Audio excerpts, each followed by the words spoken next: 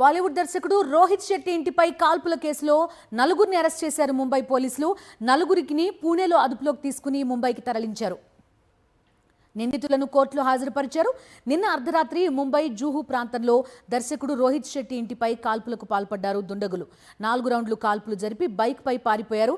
రంగంలోకి దిగిన Mumbai crime branch పోలీసులు ప్రత్యేక బృందాలు ఏర్పాటు చేసి సెర్చ్ ఆపరేషన్ మొదలుపెట్టారు. ఘటన జరిగిన 24 గంటల్లోనే పూణేలో నిందితుల్ని పట్టుకున్నారు.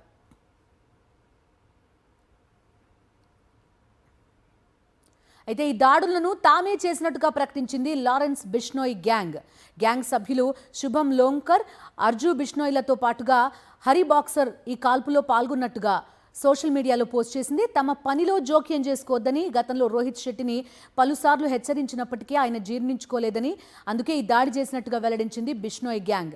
ఇది కేవలం చిన్న ట్రైలర్ అని వార్నింగ్ ఇచ్చింది.